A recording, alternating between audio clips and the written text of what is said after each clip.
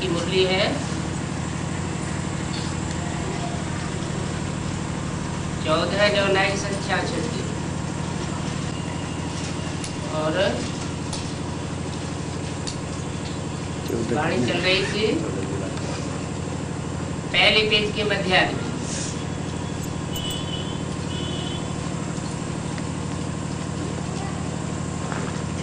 बात चल रही थी तुम आत्माभिमानी बनते हो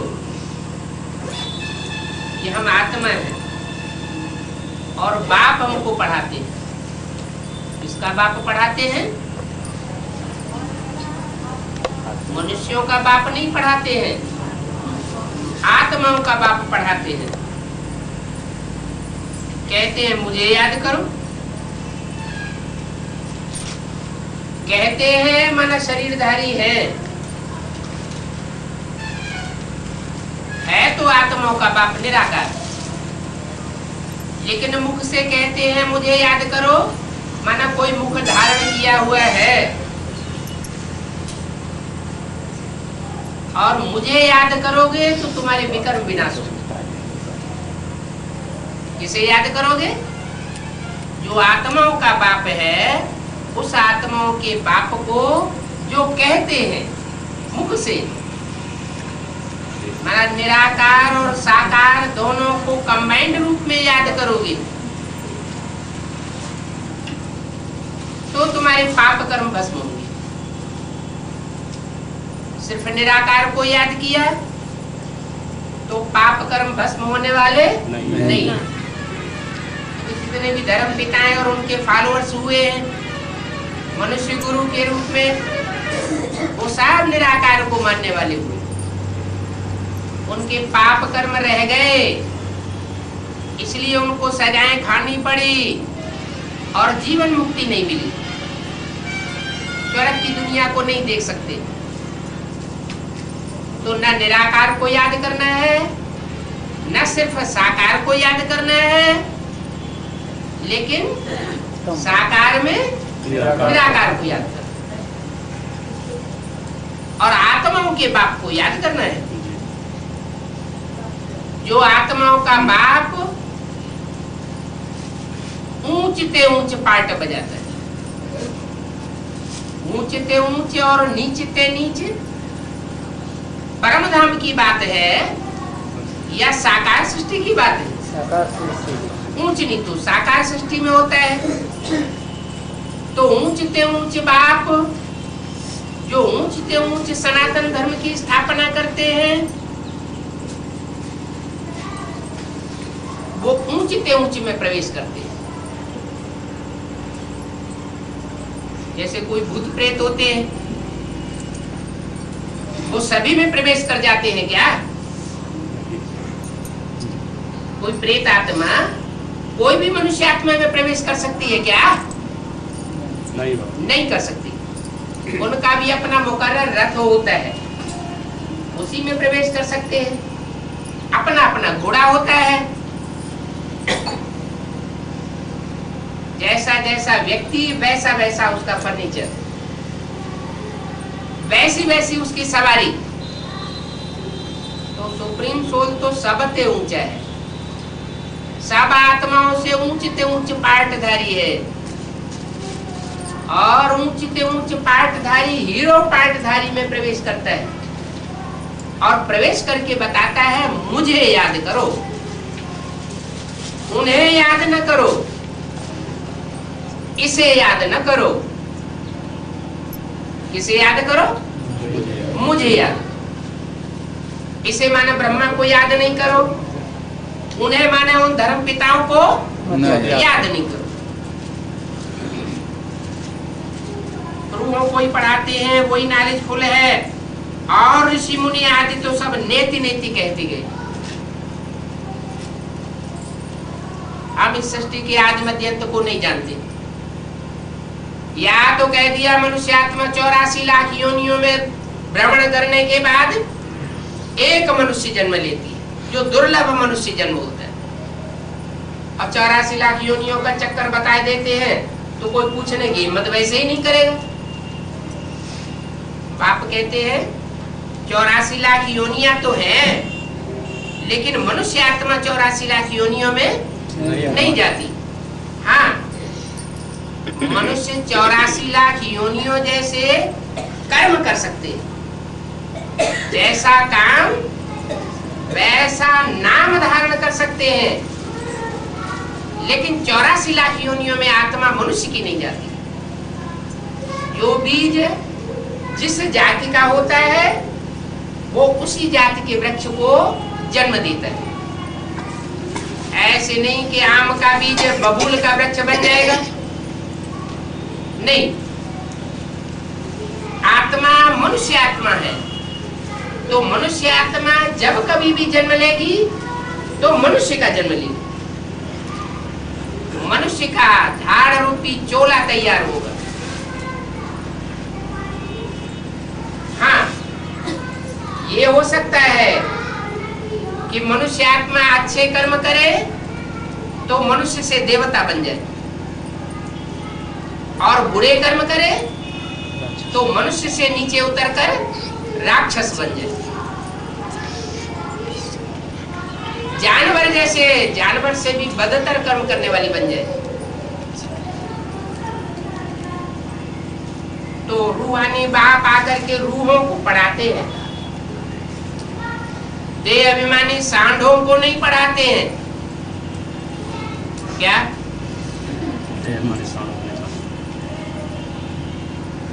ब्रह्मा द्वारा ब्राह्मण रचे गए, तो जो ब्राह्मण रचे गए वो पहले क्या थे? ब्राह्मण बनने से पहले क्या थे? शूद्र थे। शूद्रों को नहीं पढ़ाते हैं। क्या कहा? शूद्रों को ज्ञान देकर ब्रह्मा पढ़ाता है, बाप नहीं पढ़ाते। ब्रह्मा द्वारा ब्राह्मणों को फिर बाद में ज्ञान देते हैं, तो डबल मशीनरी हो गई। एक शूद्रों को ब्राह्मण बनाने की मशीनरी, वो कब से कब तक चली? 36 से लेकर के और 69 तक चली, 18 जनवरी तक। शूद्रों को ज्ञान दे करके क्या बनाया? ब्राह्मण बनाया। नंबरवार पुरुषार्थ अनुसार पवित्रता को धारण करने वाले ब्राह्मण बने। ब्राह्मण भी दो प्रकार के बने, एक मुखवंशावली और दूसरे मुखवंशावली। एक वो ब्राह्मण जिन्होंने ब्रह्मा बाबा की कोख से ज्यादा प्यार किया, गोद का सुख लिया, शरीर का सुख लिया, उन्होंने मुरली की तरफ ध्यान नहीं दिया। और दूसरे गुरु ब्राह्मण जिन्होंने देह की तरफ ज्यादा ध्यान नहीं दिया, क्योंकि उन्होंने ब्रह्मा की वाणी से सुन रखा है कि इस ब्रह्मा को याद नहीं करना है, ब्रह्मा का चित्र भी नहीं रखना है। अगर चित्र भी रखेंगे तो भी पतित बनेंगे। भक्ति मार्ग में भी ब्रह्मा का पूजन नहीं होता, ब्रह्मा के मंदिर नहीं बनते, ब्रह्मा की मूर्तियां नहीं बनती। क्या कारण है? क्योंकि वो अधूरी मशीनरी का काम हुआ। सिर्फ शूद्रों को ब्राह्मण बनाया गया। नंबरवार उसमें भी मुखवंशावली बन गए, ढेर के ढेर, और थोड़े से बन गए मुखवंशावली। जो मुखवंशावली बने उनमें भी नंबरवार नौकुरी के ब्राह्मण बन गए। ब्राह्मणों की नौकरियां गाई हुई है भक्ति मार्ग में।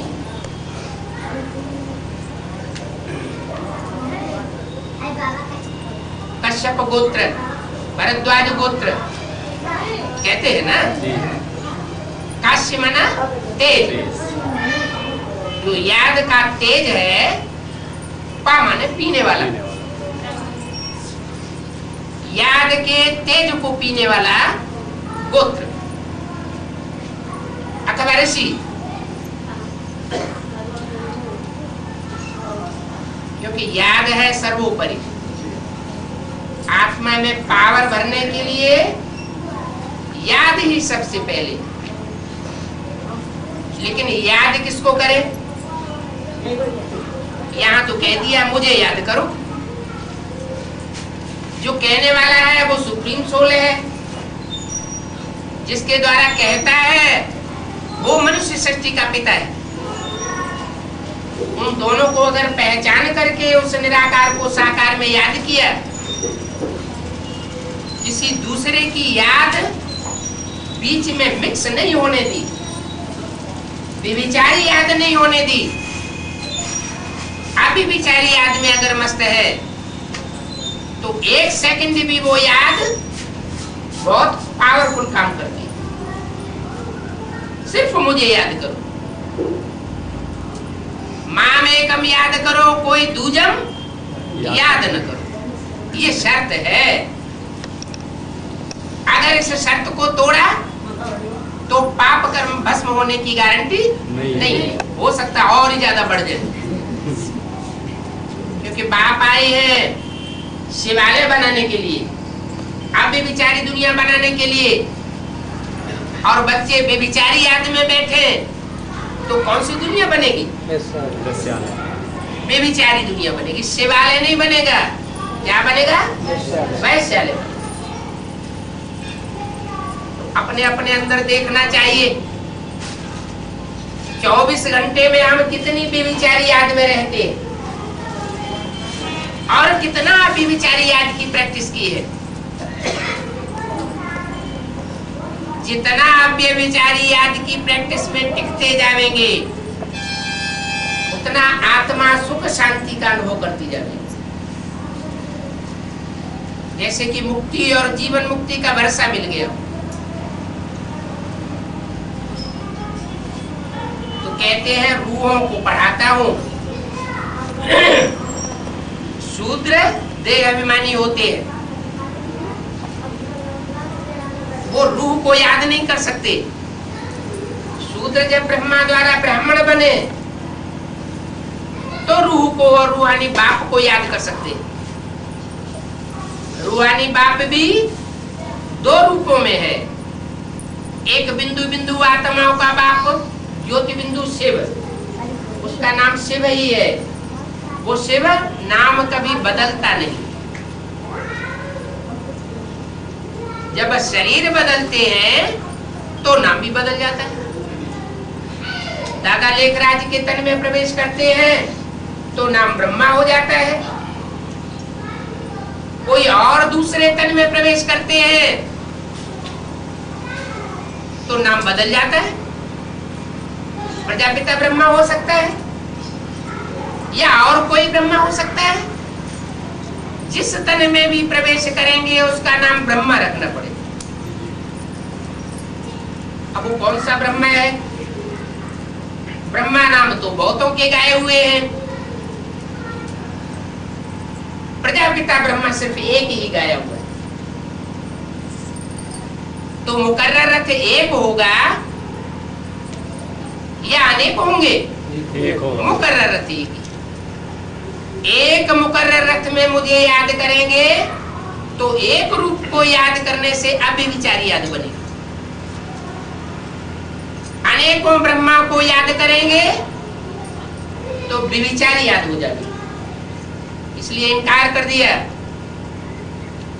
चतुरानन को याद नहीं करना है, एक को याद करना है। रूह जो बने होंगे वो ही याद करेंगे। जिन्होंने आत्मिक स्थिति की प्रैक्टिस नहीं की होगी,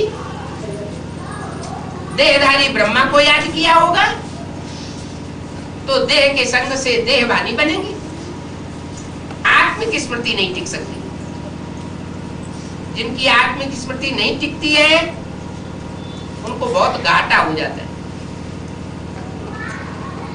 आत्मिक स्मृति किसकी नहीं टिकेगी? दूसरे को याद करें। हम ब्राह्मणों के बीच में कौन से ब्राह्मण हैं जिनकी आत्मिक स्मृति नहीं टिक पाती, जिन्होंने श्रीमत की बरखिलाफी की? कौन सी श्रीमत? ब्रह्मा को याद नहीं करना है, ब्रह्मा का चित्र नहीं रखना है। जब ब्रह्मा का ही चित्र नहीं रखना है तो ब्रह्मा के जो ब्रह्मा वत्स हैं, दीदी दादी दादाएं या कोई भी ब्राह्मण, उनका चित्र रखना है? कोई का भी चित्र नहीं रखना। अगर कोई भी चित्र रखा, दिल में बसाया, आंखों से देखा, तो याद जरूर आती है। जो भी चीज आंखों से देखी जाती है याद आती है, तो बेविचारी याद बनेगी। आप बेविचारी याद बनेगी, बेविचारी याद बनती है। इसलिए अभी एक भी आत्मा ये अनुभव नहीं कर पा रही है कि हमको नंबरवार मुक्ति, जीवन मुक्ति का वर्षा मिल चुका है। मुक्ति अर्थात दुखों से मुक्ति, जीवन मुक्ति अर्थात जीवन भी रहे और जीवन में रहते हुए दुख शांति का अनुभव न करे, सुख शांति का अनुभव करे। दुख की बातों में से भी सुख की बात निकाली। ड्रामा के हर पॉइंट ऑफ व्यू को सुखदायी समझे। ड्रामा कल्याणकारी है, कोई भी हालत में ड्रामा कल्याणकारी नहीं है। जब ऐसी स्टेज बन जाएगी तो आत्मा जीवन मुक्ति का अनुभव करे। लेकिन वही जीवन मुक्ति का अनुभव कर सकते हैं जो रूहानी स्टेज में टिके हुए होंगे। इसलिए मुरली में बोला था, आत्मा रूपी सुई की सारी कट उतरने पर तुम बच्चे डायरेक्ट बाप से सीखोगे। माना जिस समय ये वाक्य बोला था उस समय किसके द्वारा सीख रहे थे? माँ के द्वारा सीख रहे थे। बीच में मीडिया माँ थी, बाप डायरेक्ट नहीं था। अब वो प्रैक्टिस जो उस समय सिखाई गई कि आत्मा ज्योति बिंदु है, बेसिक नॉलेज में बताया गया आत्माओं का बाप सुप्रीम सोल ज्योति बिंदु है, उस स्वरूप में जो टिकेंगे तो प्रैक्टिस निराकारी स्टेज की पड़ जाती है। निराकारी स्टेज की प्रैक्टिस जिनकी जिनकी पड़ती गई, वो बीज रूप स्टेज में टिकने के कारण सूक्ष्म स्टेज को धारण करती गई। मन बुद्धि सूक्ष्म हो गई। और जिन्होंने देहधारी ब्रह्मा को याद किया, ब्रह्मा की गोद को याद किया, उनकी स्थिति सूक्ष्म स्टेज नहीं बनी। आत्मा रूपी सुई की सारी कट नहीं उतर पाई और न उतर पाने के कारण बीच में ही उनको शरीर छोड़ना पड़ रहा है। जैसे कोई याद करेंगे वैसा ही संग का रंग लगेगा और वैसी ही गति होगी। तो तथाकथित ब्राह्मणों की जो कुक को याद करते रहे, कुक माना गोद, ब्रह्मा की गोद ही जिनको याद आती रही, उन याद करने वालों की वही गति हो रही है जो ब्रह्मा की गति है। क्या हुई ब्रह्मा की गति? शरीर छोड़ना पड़ा, अकाले मौत में शरीर छोड़ना पड़ा। जल्दी हटो। मम्मा को भी कैंसर से शरीर छोड़ना पड़ा। उसको सदगति नहीं कहेंगे, अंतमते सो गति हो गई। तो ऐसे स्वरूप को जिन्होंने भी याद किया, उन तथाकथित दीदी दादी दादाओं का भी वही हश्र हो रहा है। अब हम बच्चों को ज्ञान की गहराई को पकड़ना है। ब्रह्मा को याद नहीं करना है, ना ब्रह्मा के चित्र रखना है। कोई कहे ये हम तो ग्लानि करते हैं ब्रह्मा की, ग्लानि करने की बात नहीं। हम तो त्रिमूर्ति के चित्र में ब्रह्मा का चित्र लगाया हुआ है, तो ग्लानि कैसे हो गई? ब्रह्मा के द्वारा जो कार्य हुआ है वो कार्य श्रेष्ठ हुआ, लेकिन श्रेष्ठ से श्रेष्ठ उसको कहा जाता है जो एक बार कार्य शुरू कर दे तो बीच में न रोक दे। कार्य पूरा करके हटे। लेकिन ब्रह्मा के जो वत्स से, उन वत्सों ने ही ब्रह्मा की दाढ़ी की लाज नहीं रखी और ब्रह्मा के हार्ट फेल होने के निमित्त बन गए। ब्रह्मा बाबा तो बहुत ही कोमल दिल के थे। कोमल दिल को हार्ट पर दुख पहुंचाने वाले बच्चों ने उनको वो स्टेज नहीं बनाने दी जो बनानी चाहिए। कारण क्या था? अनेक धर्मों से आई हुई दूसरे दूसरे धर्मों की आत्माएं ब्राह्मण धर्म में घुस गई। एक कुरी के ब्राह्मण नहीं थे, श्रेष्ठ ब्राह्मण नहीं थे। कोई इस्लाम धर्म से आने वाली, कोई बौद्ध धर्म से आने वाली, कोई क्रिश्चियन धर्म से आने वाली, कोई आर्य समाजियों से आने वाली। तो नीचते नीचे धर्मों में से आने वाली आत्माओं ने ब्रह्मा के स्वरूप को नहीं पहचाना, माँ के स्वरूप को नहीं पहचाना। तो शिव बाबा को तो पहचानने की बात हो ही नहीं सकती। शिव को न पहचाना तो न खुद का कल्याण कर सकते, न दूसरों का कल्याण कर सकते। ऐसी आत्माएं देवभान में अब तक भी डटी हुई है। देवभान इतना चढ़ा हुआ है कि न सच्ची बात को सुनना चाहते हैं और न दूसरों को सुनाने देना चाहते। वो उसी कुल की आत्माएं हैं जो दूसरों की बात बिल्कुल सुनना ही पसंद नहीं करती। खुदा की इबादत में जब बैठेंगी तो कान बंद कर लेंगे, सिर्फ अल्लाह मियां को याद करना, अल्लाहु अकबर, दूसरे की कोई बात नहीं सुननी। अरे मनुष्य है, हम तो ब्राह्मण बन चुके, हम तो नारा लगाते हैं आत्मा आत्मा भाई भाई। वो आत्मा आत्मा भाई भाई का पाठ कहाँ चला गया? वो पाठ हमने पढ़ा, उसका कोई असर नहीं हुआ। गीत बनाए दिए, क्या बनाए? हम है आत्मा, तुम हो आत्मा, आपस में भाई भाई। अरे भाई भाई आपस में है और आपस में एक दूसरे की बात न सुने, एक दूसरे के जानी दुश्मन बन जाए, तो ये कौन सा धर्म हुआ? कौन सा धर्म हुआ? औरंगजेब के जमाने को याद करो। मुस्लिम धर्म में ऐसे लोग हुए हैं जो भाई भाई की हत्या कर देते थे और बाप को उठाकर जेल में डाल देते थे। ये प्रैक्टिकल हो रहा है। क्या प्रैक्टिकल शूटिंग हो रही है? ये प्रैक्टिकल शूटिंग में निमित्त तो कौन कौन बनते हैं? कौन इस्लाम धर्म के बनने वाले हैं, कौन सूर्यवंशी बनने वाले हैं, कौन चंद्रवंशी बनने वाले हैं, और कौन बौद्ध धर्म में कन्वर्ट होने वाले हैं या संन्यास धर्म में कन्वर्ट होने वाले हैं। वो सारे चेहरे अभी प्रत्यक्ष होने का टाइम आ गया। लेकिन वो प्रत्यक्षता पहले होगी उनको जो आत्मिक स्टेज को धारण करें। जैसे बड़े बच्चे होते हैं और परिवार में छोटे बच्चे भी होते हैं, तो अपने स्वरूप को और अपने बाप के स्वरूप को, अपने भाई बहनों के स्वरूप को और परिवार के जो भांति हैं उनके स्वरूप को बड़े पहले पहचानते हैं या छोटे पहले पहचानते हैं? पहले बड़े बच्चे पहचानते हैं। यहाँ भी ब्राह्मण परिवार है, इस परिवार में बड़ा और छोटा कौन है?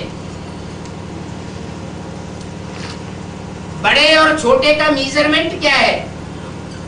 जो ज्ञान में बड़ा वो बड़ा है। ज्ञान माने जानकारी। काहे की जानकारी? अपने आत्मिक स्वरूप की जानकारी, अपने बाप की जानकारी और ड्रामा की जानकारी, ड्रामा के आदि मध्य अंत की जानकारी। जिनको ये जानकारी जितनी जास्ती है वही ज्ञानी तू आत्मा है। ज्ञानी कहो जानी कहो, जानी जाननहार कहते हैं ना।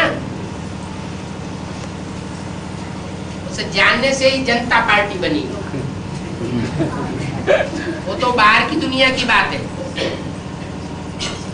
बाहर की दुनिया में भी सन 76 में जनता पार्टी बनी थी, और ब्राह्मणों की दुनिया में भी बेहद की जनता पार्टी बनी थी। वो जनता पार्टी का एजिटेशन भी जयप्रकाश नारायण से गुजरात में शुरू हुआ, और ये एडवांस नॉलेज का भी एजिटेशन कहाँ से शुरू हुआ? गुजरात अहमदाबाद से शुरू हुआ। तो बाहर की दुनिया में जो जो चल रहा है वो ब्राह्मणों की दुनिया में भी उसका अक्स पड़ता है, या ब्राह्मणों की दुनिया में जो शूटिंग हो रही है उसका बाहर की दुनिया में अक्स पड़ता है। 3 दुनिया बन गई, एक 500-700 करोड़ की दुनिया, एक आधार मूर्त ब्राह्मणों की दुनिया, बेसिक नॉलेज वालों की, और तीसरी बीज रूप आत्माओं की दुनिया, जो डायरेक्ट बाप से पढ़ाई पढ़ रहे हैं, भले नौकुरी के ब्राह्मण है लेकिन पढ़ाई डायरेक्ट पढ़ते हैं। कोई थोड़ा समय पढ़ते हैं, कोई ज्यादा समय पढ़ते हैं, कोई आदि से लेकर के अंत तक डायरेक्ट पढ़ाई पढ़ने के निमित्त बनते हैं। जो आदि से लेकर अंत तक एक बाप की ही बात सुनेंगे, कोई दूसरे की बात नहीं सुनेंगे, वो कौन से वंश में जाएंगे? सूर्य वंश से।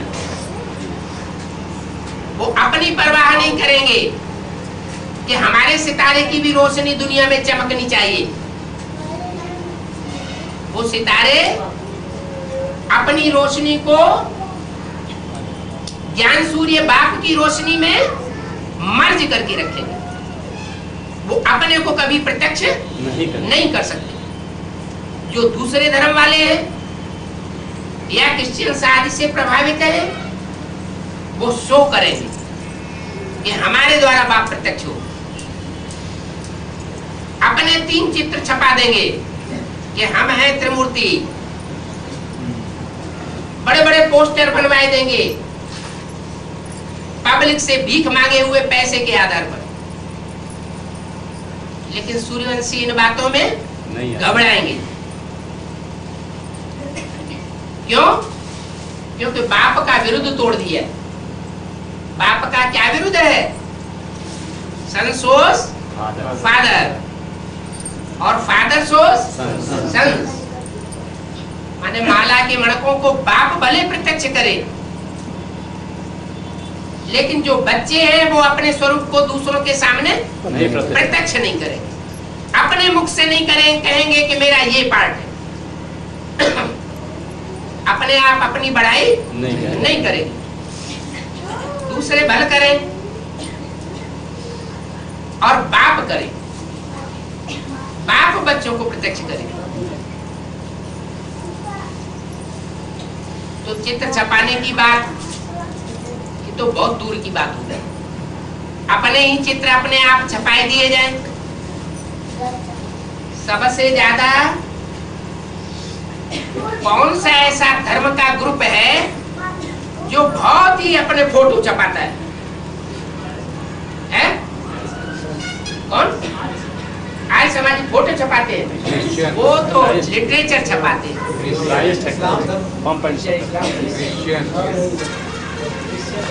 अरे बाहर क्यों जाते हो? ब्रह्मा के बच्चे ही अपने चित्र छपाते हैं और ज्यादा प्रत्यक्ष करते हैं। ब्रह्मा के भी इसलिए छपाते हैं कि ब्रह्मा के छपाएंगे तो हमारे भी छपाने का मौका मिलेगा। ये चित्र छपाना, अपना फोटो छपाना, अपने को प्रत्यक्ष करना, ये भारतीय परंपरा नहीं, ये विदेशी परंपरा है। शो करना, अपने को प्रत्यक्ष करना नहीं। जिसमें सच्चाई होगी वो स्वतः ही प्रत्यक्ष होगी। सच्चाई सर के ऊपर चढ़ करके बोलती है। सच्चाई को प्रत्यक्ष करने की दरकार नहीं। अपने पार्ट को कभी भी प्रत्यक्ष नहीं करना, ये सूर्यवंशी बच्चों का काम है। ये तो सिर्फ ज्ञान सूर्य बाप ही है, शिव ही है एक। जो स्वयं आकर के अपने बच्चों को अपना परिचय देता है, उसका परिचय और कोई बच्चे नहीं दे सकते। इस बात में बाप को फॉलो नहीं करना है। बाप का जो डायरेक्शन है, सन सोज फादर, बच्चों का काम है बाप को प्रत्यक्ष करें। जो बाप का प्रैक्टिकल पार्ट अभी कार्य कर रहा है, उस कार्य को संसार के सामने प्रत्यक्ष करें। वो त्रिमूर्ति पार्ट है। त्रिमूर्ति शिव कहा जाता है, एक मूर्ति शिव नहीं कहा जाता कि ब्रह्मा की मूर्ति से शिव प्रत्यक्ष हो जाएगा, नहीं। तीनों मूर्तियां चाहिए। जब तीनों ही मूर्तियां संसार में बुलंद होंगी, तीनों मूर्तियों का कपड़ा, शरीर रूपी वस्त्र का झंडा संसार में बुलंद होगा, तो प्रत्यक्षता हो जाएगी। क्यों? एक मूर्ति के द्वारा क्यों नहीं? सिर्फ ब्रह्मा की मूर्ति के द्वारा क्यों नहीं? अभी तो जो पोस्टर छपाए जा रहे हैं, उसमें ब्रह्मा की मूर्ति को भी गुम कर दिया। गुलजार दादी का चित्र छपाया जाता है, कुमारका दादी का चित्र छपाया जाता है, और जानकी दादी का चित्र छपाया जाता है। ये त्रिमूर्ति हो गई, और ऊपर शिव बाबा का ज्योति बिंदु का चित्र बना दिया जाता है। ढेर सारे चित्र दिल्ली में छपाए दिए गए, पोस्टर के पोस्टर देखे। हाँ जी, हम दिल्ली में थे बाबा। तो ये आर्टिफिशियल बातें जो है, वो आर्टिफिशियल दुनिया बनाती है। ओरिजिनल जो त्रिमूर्ति है, उसको छुपा दिया गया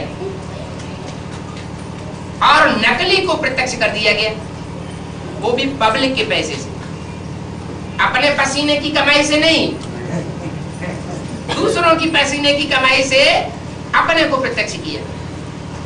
ये है विधर्मियों का काम, विदेशियों का काम। भारतवासी आत्माएं तो ज्ञान और योग को गुप्त रखती है, यादगार है। जो भी ऋषि मुनि सन्यासी हुए, वो जंगल में जाकर के तपस्या करते रहे, जंगल में जाकर के आश्रम बनाते रहे, शहरों में नहीं, गुफा में बैठ करके तपस्या की। तो ज्ञान योग को प्रत्यक्ष करने की दरकार नहीं है। हुजूम के हुजूम को इकट्ठा करके और उनको ज्ञान सुनाने की दरकार नहीं है। कोई कहे ये इतने बड़े हाल में ये हुजूम क्यों इकट्ठा कर लिया? ये तो परिवार के बच्चे, इन परिवार के बच्चों में से कोई एक बच्चा भी ऐसा नहीं है जिसने ये स्वीकार न किया हो कि हम परिवार के भांति नहीं है, प्रैक्टिकल में हम भांति हैं। इसलिए मुरली में बोला हुआ है, एक एक आत्मा को बैठ करके समझाना चाहिए। एक को बैठ करके एक समझावेगा तो दृष्टि का फोर्स अव्यभिचारी मिलेगा, वाइब्रेशन का फोर्स अव्यभिचारी मिलेगा, और वाचा का फोर्स भी अव्यभिचारी मिलेगा। दो या चार इकट्ठे बैठे होंगे तो वो अपना प्रश्न करेगा, वो अपना प्रश्न करेगा, हम दोनों को कोई इंटरेस्ट नहीं आएगा, तो सरणी टूट जाएगी, धारा टूटेगी और वो अव्यभिचारी ज्ञान नहीं रह जाएगा। इसलिए मुरली में बताया, एक बैठ करके एक को समझावे। माताएं कन्याएं बैठ करके माताओं कन्याओं को समझाएं, भाई लोग बैठ करके भाइयों को समझाएं। क्यों? बाबा ने तो कहा माताओं को कलश दिया है, माताओं को कलश दिया है इस बात के लिए कि ज्ञान अमृत बांटे, ज्ञान अमृत बांटने की निमित्त बने। माना गीता पाठशाला की इंचार्ज भाई नहीं होना चाहिए, कौन होना चाहिए? माता होना चाहिए। यहाँ तो एडवांस नॉलेज में ज्यादा सुनाने की भी बात नहीं रह गई, सिर्फ संदेश माउथ टू माउथ देना होता है। तो संदेश इकट्ठे को नहीं दे कभी, 10, 20, 50 को इकट्ठा संदेश देंगे, उनमें एक कौआ निकलेगा तो वो जाकर के शिकायत कर देगा अपने गुरु जी से और वो सारा काम बिगाड़ देगा। तो बाप कहते हैं अब ये ढकोसला बंद करो। क्या? ढेर सारी पब्लिक को इकट्ठा करके उसको ज्ञान देने की प्रवृत्ति जो है वो कलयुगी गुरुओं की है, भारत की ये परंपरा नहीं है। एक बैठ को एक को समझा, उससे रूहानियत की स्टेज बढ़ेगी। जो ज्ञान लेने वाला है वो ज्ञानी तू आत्मा बनेगी, रूहानी आत्मा बनेगी, उसकी बुद्धि में अव्यभिचारी ज्ञान ठहरेगा। इसलिए मुरली में बोला है ज्ञान भी सतो प्रधान, रजो प्रधान और तमो प्रधान बनता है।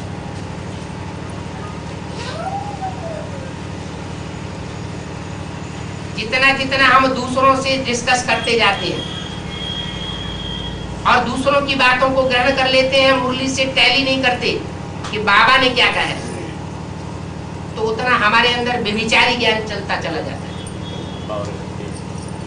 जितना व्यभिचारी ज्ञान हमारे अंदर आता जाएगा उतना हमारे अंदर संशय बुद्धि पैदा होती जाएगी।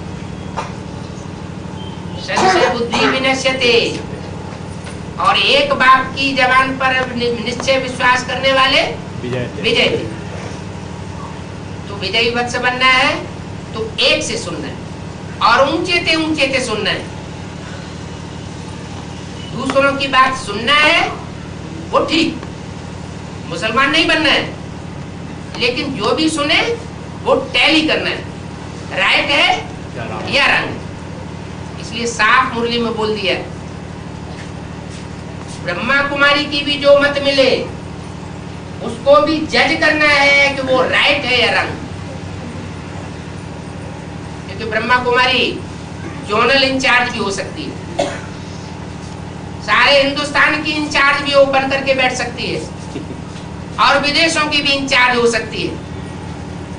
अंधश्रद्धा नहीं धारण कर लेना है कि इतनी बड़ी ब्रह्मा कुमारी है तो ब्रह्मा कुमारी ना। तो जज करना है कि जो भी बोला वो राइट बोला या रंग बोला। इस तरह बाबा की वाणी को सामने रख करके अगर हम टैली करते जाएंगे तो हमारी बुद्धि में बाबा ही बाबा बैठेगा, कोई दूसरा देहदारी नहीं बैठ सकता। इसलिए मुरली में बोला है जो देवी देवता सनातन धर्म का पक्का होगा वो और धर्म में कन्वर्ट होकर के जा न सके। क्या वो किसी की बात नहीं सुनेगा ही नहीं, एक कान से फालतू बात सुनेगा, दूसरे कान से निकाल देगा, टैली करेगा ये मुरली के अनुसार बात है या नहीं है। अगर दूसरे धर्म की होगी, क्योंकि पूर्व जन्मों का ही हिसाब किताब यहाँ रील में घूम रहा है।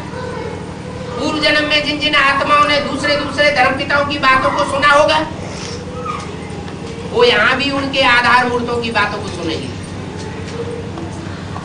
दूसरे धर्म की बीज रूप आत्माओं की बातों को सुनने में ज्यादा रस लेंगे और बाप को भूल जाएंगे। इसलिए बाप कहते हैं कि मैं रूहों को पढ़ाता हूं, जो रूहानी स्टेज में रहते हैं उनको पढ़ाता हूं। रूहानी स्टेज में रहेंगे तो रूह सुप्रीम रूह से कभी दूर नहीं है। आत्मिक स्थिति परमात्मा बाप से कभी दूर नहीं। बोला वो ऋषि मुनि नेति नेति कहते आए हम सृष्टि के आदि मध्य अंत को नहीं जानते। तुम बच्चे ऐसे नहीं कह सकते। अगर कहते हो तो इसका मतलब अभी पूरा ज्ञान धारण नहीं किया। चलो ज्ञान की मुरली पढ़ी है, दूसरों को सुनाई है, लेकिन मनन चिंतन मंथन में अभी नहीं लाई। ज्ञान सुनना सुनाना एक बात, और ज्ञान को समझ करके मनन चिंतन मंथन करके और दूसरों को बाद में सुनाना, वो दूसरी बात हो जाती है। ज्ञान सुन लिया, वो है पानी। दूसरों को सुना दिया, वो भी है पानी। जैसे बेसिक नॉलेज में बच्चे तुलसीदास, सूरदास के पद, कबीरदास के दोहे रटते हैं और दूसरों को सुनाते हैं। उनके गुह्यार्थ क्या है पता नहीं होता। जब वही बच्चे बड़े होते हैं, गहरी नॉलेज लेते हैं, एडवांस नॉलेज लेते हैं, तो उनकी गहराई को पकड़ते हैं। तो तुम बच्चे भी जो मुरली का ज्ञान ब्रह्मा के मुख से बाबा ने दिया, वो ज्ञान मुरली है, लेकिन गीता ज्ञान अमृत नहीं है। अमृत निकलता है बिलोने से, मंथन करने से। तो जब तक उसे मुरली का मनन चिंतन मंथन नहीं किया है, तब तक वो अमृत नहीं बन सकता, मक्खन नहीं बन सकता। कृष्ण ने मक्खन खाया, कृष्ण और बलराम ने क्या खाया? मक्खन। मक्खन खाया। तो मक्खन बनाना है मनन चिंतन मंथन से, और मक्खन ही खाना है, और दूसरों को भी मक्खन खिलाना। पानी पिलाने से गति सदगति नहीं होगी। क्या करते? मुरली नहीं मिलती, हमारी मुरली बंद हो जाएगी।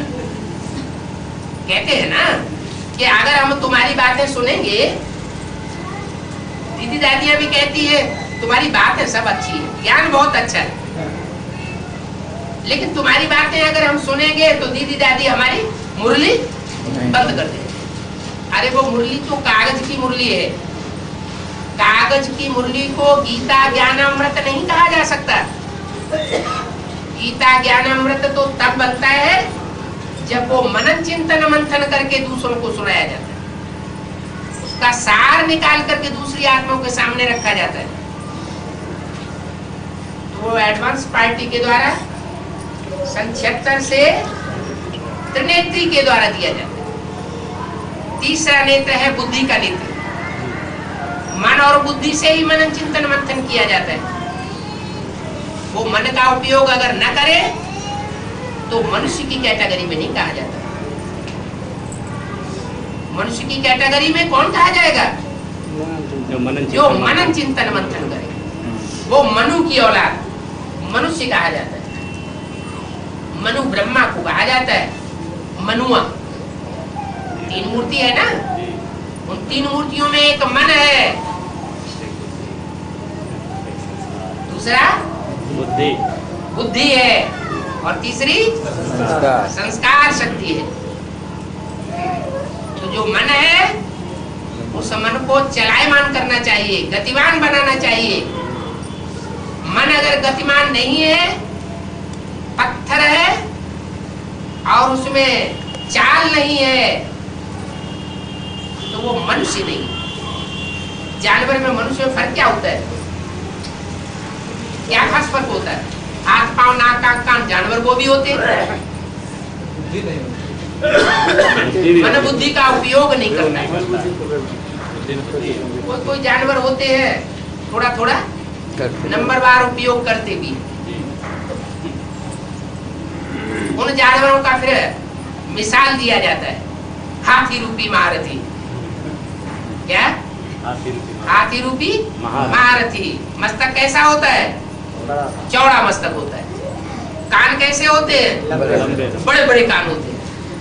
माने बहुत ज्ञान सुनता है, ज्ञान धारण करने की शक्ति ज्यादा होती है, लेकिन देहवान बहुत ज्यादा होता है। आंखों में मद बहुत भरा हुआ होता है महारथी, लेकिन आंखों की वृत्ति अच्छी नहीं होती। तो कहते हैं देवान भरी आंखें हैं, दृष्टि है, उस दृष्टि से कभी सृष्टि नहीं सुधर सकती। जो रूहानी दृष्टि है वही सृष्टि को सुधार सकती है, और रूहानी दृष्टि 100% एक ही है। एक आता है तो आप समान बनाता है। पहले कितनों को आप समान बनाता है? नहीं, वो तो एक एक है ही बनाने वाला, 8 को बना। तो जो अष्टदेव है वो नवरत्न वो नवग्रह के रूप में आज भी पूजे जा रहे हैं। वो नौ धर्मों का कल्याण करने वाली विशेष आत्मा है, सिर्फ अपने अपने धर्म का कल्याण करने वाली नहीं है, वो विश्व कल्याणकारी आत्मा है। वो भेद पैदा करने वाली आत्मा नहीं है, सिर्फ अंतिम जन्म में जाकर के किसी एक धर्म में कन्वर्ट हो जाती है। 63 जन्म लड़ाई लड़ते लड़ते बाप के साथ, आखिरी जन्म में जाकर के कोई न कोई के चम्बे में आ जाते और डबल विदेशी बन जाते। उन डबल विदेशियों की पूजा, उनके मंदिर उत्तर भारत में नहीं बनते, कहीं देखे हैं? नहीं। अष्टदेवों के मंदिर कहीं भारत में बने हुए देखे? नहीं देखे। दक्षिण भारत में बनते, दक्षिण भारत में उनकी मूर्तियां भी बनती हैं। क्यों? कारण क्या है? क्या कारण है? हाँ, वो डबल विदेशी भारत के विदेश से प्रत्यक्ष हुए, भारत के विदेश में आखिरी जन्म में वो आत्माएं जाकर के पहुंचती है और वहां से बाप को प्रत्यक्ष करती। उत्तर भारत वाले ज्यादा होशियार हुए या दक्षिण भारत वाले ज्यादा होशियार हुए? दक्षिण भारत। क्यों? 8-9 की पूजा करना ज्यादा अच्छा है या एक की पूजा करना ज्यादा अच्छा है? एक राम को मानने वाले ज्यादा श्रेष्ठ हुए या अनेकों को मानने वाले ज्यादा श्रेष्ठ हुए? एक को माने वो ज्यादा श्रेष्ठ। इसलिए वो दक्षिण भारत से ढेर की ढेर आत्माएं निकल तो रही है, लेकिन भाषा को नहीं जानती। अलग अलग प्रकार की भाषाएं हैं। बाप की भाषा सो बच्चों की भाषा होनी चाहिए। अगर माता पिता की भाषा नहीं है तो मातृभाषा भाषी बच्चा नहीं कहा जाता। जो भी बच्चा पैदा होता है तो यही कहा जाएगा कि अगर उसकी मातृभाषा नहीं है तो कोई दूसरे ने पाला है। क्या? अपने माँ बाप का पाला हुआ नहीं। जन्म तो माँ बाप से हुआ है, लेकिन पालना दूसरों से। तो रामकृष्ण के बीच में इसके लिए प्रसिद्ध है कि पालना दूसरे ने की और जन्म दूसरे ने दिया है। कृष्ण के लिए ये बात शास्त्रों में प्रसिद्ध है कि कृष्ण को देवकी वसुदेव ने जन्म दिया और पालना नंद और यशोदा ने की। और वो नंद और यशोदा कौन से कुल के थे? यदुवंशी। जो यदुवंशी है, यादव वंशी, वो सब इस्लामी बौद्धिक क्रिश्चियन धर्म के यादव। बाप कहते हैं अब एक बाप को याद करना है, कृष्ण को याद नहीं करना है। कृष्ण को गीता का भगवान बना दिया है। अगर कृष्ण को गीता का भगवान बुद्धि में बना करके रखेंगे तो बुद्धि चौपट हो जाएगी। क्यों? क्योंकि कृष्ण तो बच्चा है, राम बाप को कहा जाता है। तो बाप जैसी विशाल बुद्धि बनानी है या बच्चा बुद्धि बन करके रहना है? बाप जैसी विशाल बुद्धि बनेगी तो विश्व की बादशाही मिलेगी। विश्व की बादशाही लेने के लिए ज्ञान सूर्य बाप को सदैव याद रखना है। ज्ञान सूर्य सबका भला करने वाला है। क्या? चंद्रमा से पृथ्वी वालों की नजदीक है। सब ग्रहों के लिए रोशनी देने वाला नहीं है और वो रोशनी देने वाला है भी नहीं, क्योंकि उसकी अपनी रोशनी होती नहीं। किससे लेता है? सूर्य से। सूर्य से रोशनी लेता है। चंद्रमा सूर्य से रोशनी लेता है और दूसरे ग्रह भी से रोशनी लेते हैं। सूर्य से रोशनी लेते हैं। तो फिर किसको याद करना चाहिए? डायरेक्ट सूर्य को याद करें ना। हनुमान के भगत हैं, हनुमान को याद करते हैं। हनुमान किसको याद करते हैं? राम को याद करते हैं। फिर राम किसको याद करते हैं? शिव को याद करते हैं। तो फिर ये बीच वालों को क्यों पकड़ना? डायरेक्ट पकड़ो ना। लेकिन डायरेक्ट भी पकड़ तब होगी जब रूहानियत को धारण करेंगे। आत्मा रूपी सुई की जब पूरी कट नहीं उतरी है तो डायरेक्ट बाप से पूरा परिचय और संबंध नहीं जुट सकता। संबंध नहीं जुटेगा तो फिर जानकारी भी पूरी नहीं होगी। जितना जितना नजदीक आते जाएंगे उतनी उतनी ज्ञानी तू आत्मा बनती जाएगी। वो ऋषि मुनि तो नजदीक नहीं थे, किसके? बाप के। वो जानते ही नहीं थे, उस समय बाप आया ही नहीं था। अभी तो वो ज्ञान सूर्य बाप इस सृष्टि पर आया हुआ है और अपने बच्चों को इकट्ठा कर रहा है। क्या कितने हैं अपने बच्चे जो रूह बन करके रहते हैं, जो नई दुनिया में आने वाले हैं, पूरे 84 जन्म लेने वाले हैं? क्योंकि बाप आकर अपने बच्चों को 16 कला संपूर्ण बनाता है या कम कलाओं वाला बनाता है? 16 कला संपूर्ण। सतयुग की आदि में जो 9 लाख आबादी होगी वो 16 कला संपूर्ण होगी। वो 9 लाख सितारे कयामत के समय में सारे विश्व में रोशनी मारेंगे, चमकेंगे। वो आसमान के सितारे नहीं है, वो तो जड़ सितारे हैं। वो धरती के चैतन्य सितारे होंगे जो सारे संसार में रोशनी तो फैलाएंगे, लेकिन अपनी रोशनी से बाप को प्रत्यक्ष करेंगे। क्या उस समय ब्रह्मा का दिन होगा या ब्रह्मा की रात होगी? उस समय ब्रह्मा का दिन हो जाएगा। ब्रह्मा ज्ञान चंद्रमा है। ज्ञान चंद्रमा की रात जब होती है तो सितारों का प्रकाश चारों ओर हो जाता है, क्योंकि चंद्रमा तो अधूरा होता है। अधूरा चंद्रमा है तो सितारे जास्ती रोशनी मारते हैं। ब्राह्मणों की दुनिया में भी बेसिक नॉलेज में अभी क्या हाल है? बड़े बड़े महारथी जो हैं वो अपने ज्ञान का प्रकाश मार रहे हैं। उनके प्रकाश से लोगों की बुद्धि चौंधी आई रही है। ज्ञान सूर्य तो रात के 12 बजे प्रत्यक्ष होता है। प्रत्यक्ष होना शुरू होता है तो सबको पता नहीं लगता, सिर्फ दक्षिण भारत के विदेशियों को पता चलता है। क्या विदेशी लोग सूर्य का उदय कै बजे से मानते हैं? रात्रि के 12 बजे से मानते हैं। और स्वदेशी लोग नहीं, जब सूर्य उदय होता है तो सूर्य के उदय से दिन की शुरुआत मानते हैं। इस बात की परंपरा कहाँ से पड़ती है? संगम युग। संगम युग में जब ज्ञान सूर्य प्रत्यक्ष हो जाता है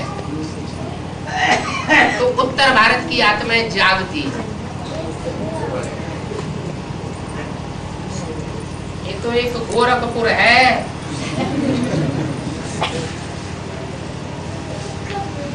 कौन सा पुर? गौ रख, रख माना रक्षा करने वाले, गौओं की रक्षा करने वाले या उनका भक्षण करने वाले? रक्षा करने वाले। बिहार में और उड़ीसा में एडवांस नॉलेज फैली, ढेर कन्याएं सरेंडर भी हुई। फिर उन्होंने ऐसा ज्ञान चलाया, ऐसी राजयोग की उल्टी पढ़ाई कि वो सारी कन्याएं वापस बिहार और उड़ीसा में पहुंच गई। खोपड़ी उल्टी हो गई। उन गुरुओं जो गुरु बनकर के एडवांस नॉलेज में बैठे, उन्होंने उन गऊओं की रक्षा की या भक्षण कर लिया? भक्षण करके रख लिया। तो आज भारत में सबसे जास्ती बुरी हालत गरीबी कौन से स्टेट्स में? बिहार और उड़ीसा। बिहार से भी ज्यादा उड़ीसा में, तो बिहार में तो फिर भी, उत्तर प्रदेश के बगल में फिर भी चालाक आदमी बैठा हुआ है। कौन? लालू प्रसाद यादव। उड़ीसा में रेल मंत्री तो नहीं है, तो फिर ये कोई पद नहीं है क्या है? उड़ीसा में तो रेड्डी आए थे एक बार राष्ट्रपति बनके, उसके बाद अभी कोई नहीं है। उड़ीसा में और बिहार में इतनी गरीबी क्यों हुई? क्योंकि ज्ञान रत्नों को मिसयूज किया। तो जो यहाँ ज्ञान रत्नों को मिसयूज करेंगे, उनका उल्टा अर्थ निकालेंगे और अपने स्वार्थ का पोषण करेंगे अल्पकाल के लिए, तो वो जन्म जन्मांतर गरीब आत्माएं बन जाएंगे। ये ज्ञान रतन जो है, मुरली में बोला है, यही स्थूल रतन बन जाते। जो यहाँ जितना ही ज्ञान रत्नों का साहूकार बनता है, वो जन्म जन्मांतर 63 जन्म उतना ही स्थूल धन का भी साहूकार बनेगा। चाहे राजा बनकर के बने और चाहे प्रजा बनकर के बने, धन उसके पास जरूर रहेगा। कब? अगर यहाँ मिसयूज न करें। ऐसे होता है ना, ज्ञान के बहुत से पॉइंट्स को हम अपने स्वार्थ में ढाल करके दूसरों को उल्टी पढ़ाई पढ़ा देते हैं। अंदर से जानते भी हैं हमने ये गलत किया, तो भी दिल मानता नहीं, दूसरों को प्रभावित जरूर करते हैं अपने से। अभी बाप कहते हैं मैं सत्ययुग स्थापन करने आया हूं। क्या? सत्ययुग स्थापन करता हूं और मुझे सत्य बाप कहा जाता है। दूसरे धर्म के लोग भी कहते हैं गॉड इज ट्रुथ,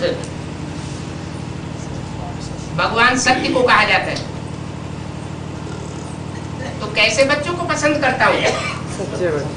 सच्चे दिल पर साहब, सच्चे दिल पर साहब राजी होगा, झूठे दिल पर सच्चा साहब राजी नहीं होगा। अगर अंदर अंदर चालाकी भरी हुई है, कौरवों ने क्या किया? अपना तन मन धन जुए में लगाया ना, और पांडवों ने भी अपना तन मन धन समय संपर्की संबंधी जुए में लगाए। द्रौपदी को दांव में रखा ना। कौरवों ने क्या चालाकी की? अपना तो अपनी मुट्ठी में रखा ही, और कौरवों का भी अपनी मुट्ठी में खींच लिया, तो वो पांडवों का भी अपनी मुट्ठी में कर लिया। अपना अपनी मुट्ठी में तन मन धन, और पांडवों का भी अपनी मुट्ठी में तन मन धन। तो ऐसा जो करने वाले हैं वो सच्चा जुआ खेल रहे हैं या झूठा जुआ खेल रहे हैं? शास्त्रों में तो लिख दिया है, भगवान ने जुआ खिलवाया। वो जुआ बाहर की दुनिया की तरह कोई स्थूल जुआ है या ज्ञान का जुआ है? ज्ञान का जुआ है। ईश्वरीय ज्ञान में चल करके, ईश्वरीय बाप का बच्चा बन करके, जो अपने तन को, मन को, धन को, समय को, संपर्क को, संबंधियों को पूरा अर्पण कर देता है ईश्वरीय ज्ञान के लिए, परवाह नहीं करता, उस सच्चे दिल पर सच्चा साहब राजी होगा। झूठे दिल पर सच्चा साहब राजी नहीं होगा। कैसा झूठा दिल? सरेंडर हुए हैं ईश्वरीय ज्ञान दूसरों को देने के लिए, विश्व कल्याण के लिए, और अपने महलमाड़ियां अटारियां अपने नाम से बनाते चले जा रहे हैं।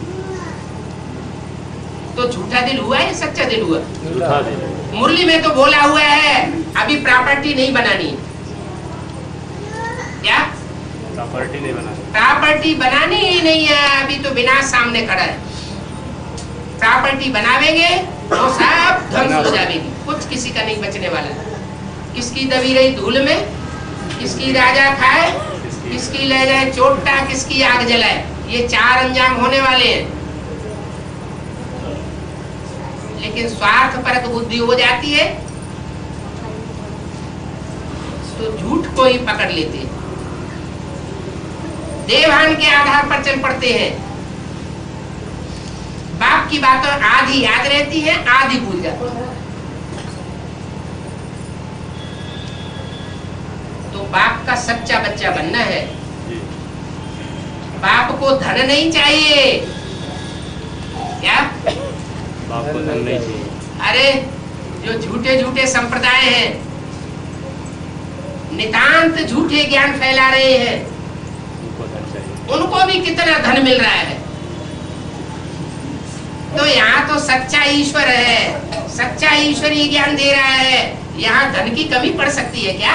नहीं पड़ सकती। यहाँ तो दुनिया में विनाश बरपा होगा, अकाल पड़ेगा, लोगों को एक बूंद पानी की नहीं मिलेगी, जैसे अरब देश में पानी नहीं मिलता है। यही बाबा राशन पे जो है दक्षिण भारत में चालू हो गया है। हाँ जी,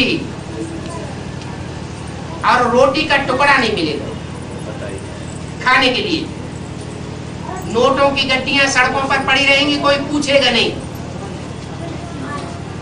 इतनी करेंसी की वैल्यू गिर जाएगी। अभी भी रुपए की है वैल्यू बहुत ज्यादा गिरती जा रही है। महंगाई बढ़ती है 15%, तो सरकार ब्याज देती है 5%। तो 100 रुपए की नोट की वैल्यू अगले साल कितनी रह जाती है? हर साल कम होगी या बढ़ेगी? कम होती जाती। तो बाप को सच्चे दिल के बच्चे चाहिए, पैसा नहीं चाहिए। पैसे की कोई वैल्यू नहीं। अभी सबसे जास्ती वैल्यू है समय की। क्या? समय। ये सबसे जास्ती वैल्यू समय की है। इस टाइम पर जबकि मणके प्रत्यक्ष होने वाले हैं, चेहरे प्रत्यक्ष होने वाले हैं, कोई का राक्षसी चेहरा प्रत्यक्ष होने वाला है, कोई का दैवी चेहरा प्रत्यक्ष होने वाला है। इस टाइम जो ईश्वरीय सेवा में जितना जास्ती से जास्ती समय देगा, उन सेवाधारी बच्चों को बाप विशेष याद करे। जिनको बाप भगवान याद करे, दुनिया भगवान को याद करती है और भगवान सर्वसेवल बच्चों को याद करते हैं। बच्चों को नहीं, अपने सर्वसेवल बच्चों को याद करते हैं। तो जिन सर्वसेवल बच्चों को बाप याद करते हैं, वो बच्चे कितने श्रेष्ठ भाग्यशाली। बच्चों की वैल्यू हुई या उनके धन की वैल्यू हुई? बच्चों की वैल्यू। ओम शांति।